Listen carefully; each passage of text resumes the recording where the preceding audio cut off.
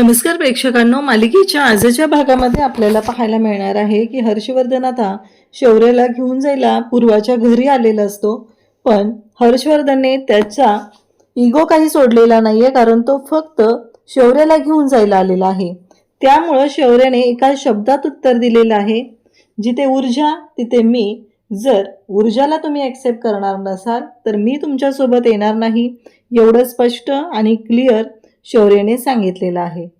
त्याचबरोबर इकडे आपल्याला पाहायला मिळतं की कुमुदिनी मॅडमनी एक गोष्ट केली आहे, ती म्हणजे हर्षवर्धनला त्या शौर्य आणि पूर्वाची बाजू घेऊन बोललेले आहेत. त्यांचं म्हणणं असं आहे की एक गोष्ट लक्षात ठेव हर्षवर्धन, एवढं सगळं होऊनही पूर्वाने हा निर्णय घेतलाय, आपल्या मुलांच्या सुखाचा निर्णय घेतलेला आहे. तिने उलट विचार करायला पाहिजे होता, पण तिने शांतपणे निर्णय घेऊन आपल्या मुलीचं सुख आनंद याचा विचार करून तिने शौर्यसोबत लग्न लावलेलं आहे. पण तू विचार कर, तू काय करतोयस, असं स्पष्ट शब्दात विचारलेलं आहे. तेव्हा मात्र सगळ्यांना प्रश्न पडलाय की हर्षवर्धनच्या बाबतीत नक्की काय आहे, कोणतं गुपित दडलंय, असा प्रश्न सुद्धा पडलेला आहे. हे सगळं कशा पद्धतीने होणार आहे ते आपण आपल्या आजच्या या व्हिडिओमध्ये पाहणार आहोत. त्यासाठी व्हिडिओ शेवटपर्यंत पहा. त्याचबरोबर चॅनलवरती नवीन असाल तर चॅनलला नक्की सबस्क्राईब करा. इकडे आजी मात्र घरी आलेले असतात. त्या घरी आलेल्या पाहून सगळेजण आता तिथे थांबलेले आहेत, आजींना विचारत आहेत. त्यांना सगळ्यांना शौर्य काही दिसत नाहीये. तेव्हा आजींना विजया म्हणते की झालं का तुमच्या मनासारखं, म्हणजे तुम्ही माझ्यावरती सूड उगवताय, तुमचा मुलगा तुमचं ऐकत नाहीये, म्हणून तुम्ही सुद्धा माझ्या मुलाला माझ्यापासून दूर करताय, असं म्हणत इकडे विजयाने बोलायला सुरुवात केलेली असते. सगळेजण तिथं असतात, सगळेजण पाहत असतात. सगळ्यांना माहिती आहे की काय गोंधळ झालेला आहे ते. आणि मग इकडे आजी म्हणतात, बस झाला विजया, आज दुसऱ्यांदा बोलली, पुन्हा जर बोलली तर मी हे घर सोडून जाईल, एवढं लक्षात ठेवायचंय. मी काही केलेलं नाहीये, कारण तुमचा मुलगा कोमेजत होता तरीही तुम्हाला त्याचं सुख दिसलं नाहीये. त्याच्या सुखासाठी लढायला तुम्ही तयार झाला नाहीयेत. तुम्हाला वाटलं नाहीये की त्याच्या सुखाचा विचार करावा आणि त्याच्या सुखासाठी लढावं. तुम्ही मात्र तुमच्या स्वार्थाचा विचार केलेला आहे आणि तुमच्या स्वार्थाचीच बाजू घेऊन तुम्ही बसलेला आहात, असं सगळं बोलणं चाललेलं असतं. आणि त्याच वेळेस सगळेजण तिथं असतात, सगळेजण ऐकत असतात, सगळ्यांच्या लक्षात सगळ्या गोष्टी येत असतात. आणि त्याचबरोबर इकडे आजी म्हणत असतात की बस झालं, तुम्हाला तुमच्या मुलाच्या सुखाचा विचारच पडलेला नाहीये. तुम्हाला वाटलंच नाहीये की आपल्या मुलाचं सुख कशात आहे, आपल्या मुलाच्या सुखाचा विचार करावा. ही गोष्ट तुमच्या लक्षातच आलेली नाही आणि तुम्ही फक्त आणि फक्त तुमच्या स्वतःच्या स्वार्थाचा विचार केलेला आहात आणि त्या स्वार्थासाठीच तुम्ही या सगळ्या गोष्टी केलेल्या आहेत, असं इकडे बोलणं सुरू झालेलं असतं. आणि तेव्हा मात्र इकडे विजया आणि त्याचबरोबर सगळेजण तिथं आहेत, सगळेजण पाहत असतात. पण हर्षवर्धनला त्याचबरोबर घरातील प्रत्येकाला शौर्य काही तिथं दिसत नाही. शौर्याच्या बाबतीत काय झालंय, शौर्य कुठं असेल, हा एकच प्रश्न पडलेला असतो. आणि सगळेजण त्याच गोष्टीची वाट बघत असतात की शौर्य नक्की कुठं गेलाय, शौर्य कुठं असेल, शौर्याच्या बाबतीत काही वेगळं तर घडलं नसेल ना, याच गोष्टीचा विचार चालू असतो. आणि मग मात्र पाहायला मिळतं ते म्हणजेच इकडे विजया या सगळ्या गोष्टी ऐकत असते. तेव्हा आजी म्हणतात, काय गो, तुला काय वाटलं, तुम्हाला तिथं फोन करून सांगितलं की घरामध्ये हर्षवर्धन आणि प्रभाकरचं भांडण झालंय, तू मोठी सून आहे ना, तू काय केलंस, तुला काय जमलं करायला, तुला नाही वाटलं का भांडण मिटवावं, पण नाही मिटवलंस तू भांडण, तू काहीच करू शकलेली नाहीयेस. आणि हा विचार म्हणजे मला प्रश्न विचारताय ना, मी शौर्याच्या बाबतीत काय केलं, मी शौर्याच्या बाबतीत त्याच्या आनंदाचा विचार केलाय, त्याला जे काय हवाय त्यासाठी विचार केलाय, त्याला त्याचं प्रेम आहे आणि ते मिळवून देण्यासाठी मी प्रयत्न केलेले आहेत. किती वेळ तो मुलगा तुम्हाला दोघांनाही सांगत होता की चला, तुमची वाट बघत होता, एवढं सगळं झालं, लग्न झालं, पण तो आनंदात नव्हता, ते एन्जॉय करू शकलेला नाही. एवढंच काय तर तुम्ही त्यांच्या भावंडांना सुद्धा तुम्ही लग्नामध्ये येऊ दिलेलं नाही. या सगळ्या गोष्टी तू हर्षवर्धन चुकीच्या केलेल्या आहेत. तुझी हुकुमशाही आहे, एक दिवस तुझा घात करणार आहे. तुझ्या इगोमुळे ह्या सगळ्या गोष्टी झालेल्या आहेत. इकडे मात्र आता शौर्य ऊर्जा घरात आलेले असतात, सगळेजण बोलत असतात. त्याचबरोबर इकडे पद्मा म्हणत असते की किती काय काय करायचं होतं, पण ह्या दळवी काकूंनी ना मला काहीच करू दिलेलं नाहीये, या सगळ्या गोष्टी अगदी चुकीच्या पद्धतीने झालेत, असं म्हणत आता पद्मा बोलत असते. पद्माचं असं म्हणणं असतं की अजून भरपूर गोष्टी राहिलेत, लग्नानंतरचे खेळ होते, या सगळ्या गोष्टी राहिलेल्या आहेत. तेव्हा इकडे सगळेजण तिथं असतात आणि मग त्याच वेळी गिफ्ट म्हणून चायचूवाला जो आहे त्याने प्रसादाचा बॉक्स असतो आणि तो दिलेला असतो. तेव्हा तो म्हणत असतो की हे तुमच्यासाठी. मी काही जास्त मोठं गिफ्ट तुम्हाला देऊ शकलेलो नाही, पण हे साधंसं मी तुम्हाला देत आहे. ते ऐकल्यानंतर तो सांगतो की मी तुमच्या दोघांसाठी नवस बोललेलं होतं. तुमच्या दोघांनी एकत्र यावं, तुमचं लग्न व्हावं यासाठी नवस बोललेलं होतं आणि तिथल्या देवीचा हा प्रसाद आहे. मग तो प्रसाद दिला जातो. सगळेजण तिथे असतात. मग पूर्वा म्हणते की चला मी सगळ्यांसाठी चहा करते, तुम्ही सगळेजण दमले असाल आणि ऊर्जा आणि शौर्याने सुद्धा नीट खाल्लेलं नाहीये, त्यांच्या दोघांसाठीही हे सगळं करता येईल असं तिच्या डोक्यात चालू असतं. आणि म्हणूनच तिने जात असते. तेवढ्यातच तो म्हणतो की काय हो, माझ्या पोटावर पाय देताय की काय तुम्ही? अहो, चहाचं कॉन्ट्रॅक्ट माझ्याकडे आहे, त्यामुळं चहा वगैरे करायचं काम मी करणार आहे. कसं आहे, मी कसा चहा करतो ते बघा, आणि माझा ठेला जो चालू आहे तो ऊर्जाताईंमुळे चालू आहे ना, त्यामुळं तुम्ही बिनधास्त राहा असं तो सांगत असतो. आणि नेमकं इकडे आता विजया म्हणते की शौर्य कुठे आहे? शौर्य का आलेला नाहीये? शौर्य यायला हवा होता ना.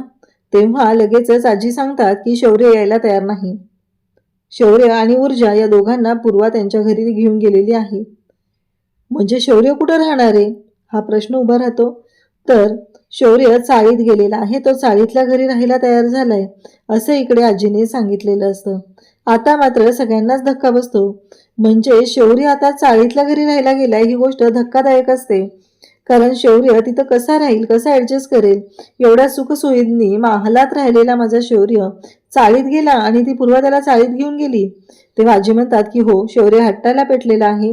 ऊर्जा आणि त्याचबरोबर शौर्य दोघं जण एकत्रच या घरात येतील असा त्याचा हट्ट आहे. आणि त्याचबरोबर आणखी काही गोष्टी आहेत, त्या म्हणजे त्याने खूप वेळ वाट बघितली तुमच्या दोघांची. विजया त्याला वाटलेलं तू तरी येशील, पण तूही आली नाही आणि मुलांनाही येऊ दिलेलं नाही. हे सगळं चुकीचं झालेलं आहे. या पद्धतीनं गोष्टी घडायला नको होत्या असं सगळं सांगितलं जात असतं. तेव्हा हर्षवर्धन म्हणत असतो म्हणजे? तेव्हा आजी सांगायला सुरुवात करतात की एक गोष्ट लक्षात ठेवा तुम्ही दोघंही. पूर्वाने खूप प्रयत्न केला, कारण तिने या सगळ्या गोष्टी मागे सोडून जर येत असेल तर तुम्हाला काय प्रॉब्लेम होता? लक्षात घे हर्षवर्धन, तिने निर्णय घेतला. जोपर्यंत तिच्या मुलीला तुम्ही दोघं जण ऍक्सेप्ट करत नाही, सून म्हणून या घरात घेऊन येत नाही, तोपर्यंत ती तिच्या मुलीला इकडे पाठवणार नाही. आणि म्हणून तर तिने त्या दोघांना घेऊन तिकडे गेलेली आहे. हे ऐकल्यानंतर हर्षवर्धनला धक्का बसतो. हर्षवर्धन म्हणतो काय, पूर्वा असं म्हणाली?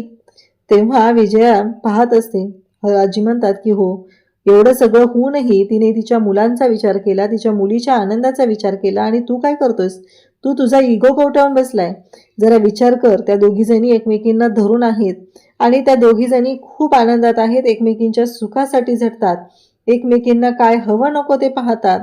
या सगळ्या गोष्टी त्या दोघी जणी करत आहेत. पण तू काय केलेलं आहेस? तू काहीच करू शकलेला नाही. तू चुकीचा वागलेला आहे. आणि त्याचबरोबर पूर्वाच्या बाबतीत जरा विचार कर. या सगळ्या गोष्टींमध्ये त्याने जो काही विचार केलेला आहे आणि पूर्वाने त्यांची साथ दिलेली आहे एवढं लक्षात ठेव असं इकडे स्पष्टपणे सांगितलं जात असतं. आजींनी एवढ्या गोष्टी क्लिअर केलेल्या असतात. हर्षवर्धनला जेव्हा आजी जा विचारत असतात तेव्हा मात्र घरात कोणालाच माहिती नसतं की आजी कशाबद्दल बोलतायत. विजयाला सुद्धा माहित नाहीये. विजया म्हणते काय बोलताय तुम्ही आई? तेव्हा लगेचच आजी तिला स्पष्ट उत्तर देतात. त्या म्हणतात की हे बघ, याच्यामध्ये तू पडू नकोस, या गोष्टींमध्ये तू पडायची गरज नाही, ते माझी मी बघून घेईल. एवढं स्पष्टपणे सांगितल्यानंतर मात्र इकडे पाहायला मिळतं की एवढ्या सगळ्या गोष्टी झालेल्या असतात. आणि हर्षवर्धन म्हणतो की आईसाहेब, तुम्ही जे केलंय ते चुकीचं केलंय. आत्ता तुम्ही जी करताय ती हुकुमशाही आहे. आत्ता तुम्ही जे वागताय ते हुकुमशाहीने वागताय, एवढं लक्षात ठेवा. तुम्हाला वाटत असेल पण नाही, तुम्ही आज चुकीच्या पद्धतीने वागलेले आहात आणि चुकीच्या लोकांची साथ दिलेली आहे आणि तुम्ही माझ्यावरती सूड उगवत आहात.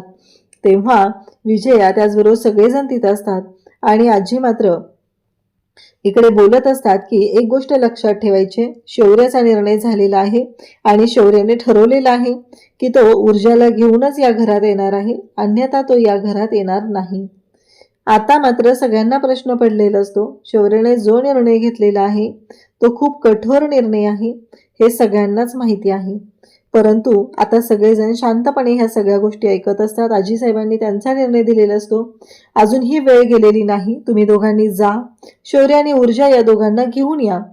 परंतु इकडे हे दोघंही ऐकायला तयार नसतात. शेवटी इकडे विजया म्हणते की माझं चुकलं, मी खरं तर त्या पूर्वाला जाऊन भेटायला पाहिजे होतं, म्हणजे तिनं माझी बाजू समजून घेतली असती. मी तुमच्या मागं थांबले इथं गयावया करत, तुमच्या दोघांच्या मागं न लागता मी डायरेक्ट पूर्वाकडे गेली असती तर काहीतरी माझा फायदा झाला असता, असं इकडे विजया बोलत असते. त्याचबरोबर आता चहा तयार असतो. सगळेजण तिथं असतात की चला चहा खरी खा आणि सुरुवात करा, असं सगळेजण सांगत असतात. तेव्हा मात्र इकडे आता चहा खरी खायची आहे आणि सुरुवात करायची, पण त्याआधी एक छान असा उखाणा घेतला पाहिजे. मग शौर्य विचारतो, उखाणा म्हणजे? अरे लग्न झाले ना, मग नाव घ्यायचं आहे, असं सगळेजण त्याला सांगतात. तो म्हणतो की सोपं आहे की, त्यात काय एवढं, ऊर्जा, असं म्हणत पटकन नाव घेऊन रिकामा होतो. तेव्हा दळवी काकू सांगू लागतात की हे बघ ऊर्जा, आता तुला उखाणा घ्यायचंय, तू उखाण्यातून नाव घे बरं, असं दळवी काकींनी ऊर्जाला सांगितलेलं असतं.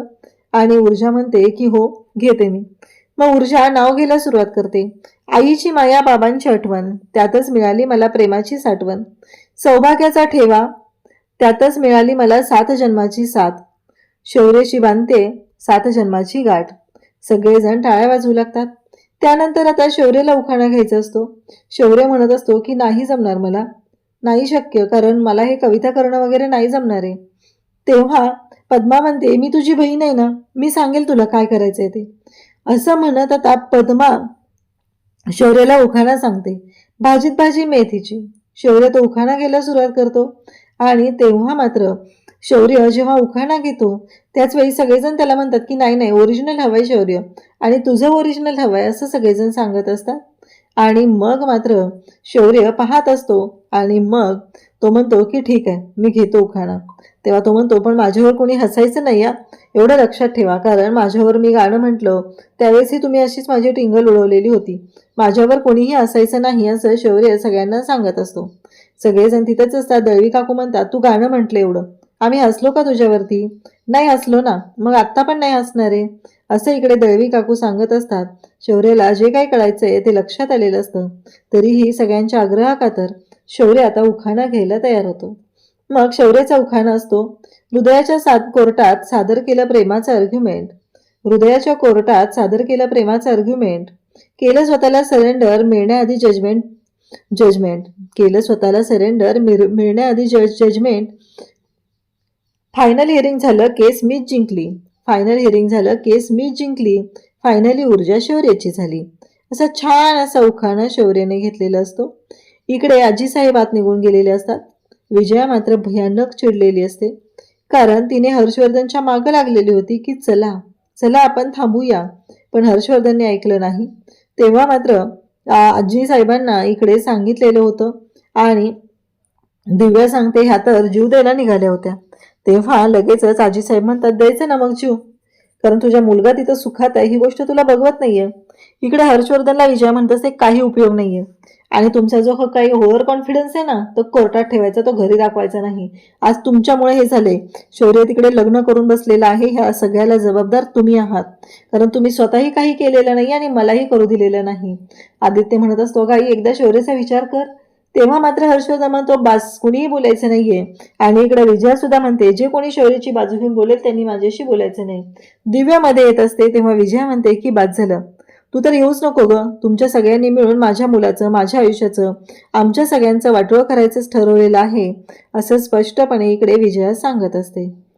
तेव्हा मात्र पाहायला मिळतं की एवढ्या सगळ्या गोष्टी घडत असतात आणि मग शौर्य आणि ऊर्जा या दोघांचीही दृष्ट काढली जाते.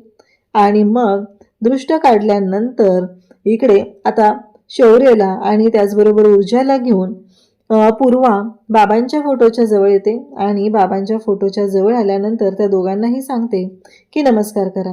मग दोघंही आता ऊर्जा त्याचबरोबर शौर्य बाबांना नमस्कार करत आहेत. या सगळ्या गोष्टी खूप आनंदात चाललेल्या आहेत. आणि मग ऊर्जाच्या डोळ्यात पाणी आलेलं असतं. तेव्हा मात्र विजया सांगत असते की हे